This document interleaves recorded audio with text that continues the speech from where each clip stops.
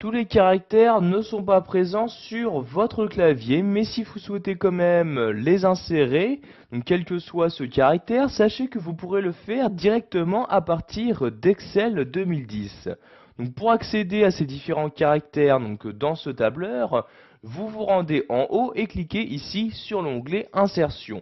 Une fois dans cet onglet, vous vous déplacez tout à droite de celui-ci et cliquez ici sur Symbole comme ceci. Vous avez donc maintenant une nouvelle fenêtre qui s'ouvre. Dans cette fenêtre apparaissent tous les caractères spéciaux disponibles et insérables dans votre document. Donc vous voyez, j'ai par exemple ici différents signes mathématiques, comme ici la racine carrée, le signe infini, etc. Vous pouvez, si vous le souhaitez, modifier la police de ces caractères spéciaux en cliquant ici sur cette flèche-ci. Et vous avez donc ces différentes polices qui apparaissent pour personnaliser, si vous le souhaitez, le caractère à insérer. Vous vous déplacez ici à l'aide du curseur, ici de l'ascenseur, et vous avez donc ici ces différentes polices disponibles. Donc je vais garder ici la police par défaut, texte normal comme ceci. Vous vous êtes sûrement rendu compte, il y a énormément de caractères spéciaux.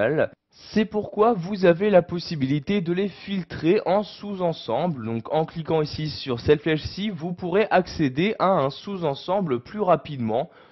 Si par exemple vous souhaitez insérer un opérateur mathématique, une flèche, un symbole monétaire, un exposant, etc. Donc je vais par exemple ici pour l'instant insérer un opérateur mathématique. Je clique donc ici sur opérateur mathématique et j'insère par exemple ici le symbole racine carrée. Je clique donc dessus pour le sélectionner et je clique ici sur insérer pour l'insérer dans mon document. Ce symbole, ce caractère va être inséré automatiquement dans la cellule qui était sélectionnée. Donc ici vous voyez cette cellule, il y a bien ce caractère qui apparaît à l'emplacement souhaité. Je vais maintenant changer de sous-ensemble en retournant ici sur la flèche comme ceci. Donc je clique bien sur la flèche pour faire apparaître le menu et je choisis maintenant quel sous-ensemble, quel caractère je souhaite insérer. Donc je remonte ici à l'aide de l'ascenseur comme ceci.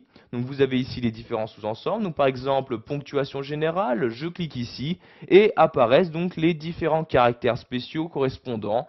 Donc par exemple ici, si je souhaite insérer le caractère pour 1000 comme ceci, je le sélectionne en cliquant dessus, puis je clique tout simplement sur insérer, et voyez, celui-ci s'insère bien dans la cellule correspondante. Une fois que vous avez fini d'insérer votre caractère spécial, vous pouvez donc maintenant fermer cette fenêtre en cliquant en bas à droite de celle-ci sur fermer comme ceci. Donc sachez que tout caractère spécial que vous avez inséré se gère exactement comme tout caractère. Vous pouvez y apporter les modifications que vous souhaitez.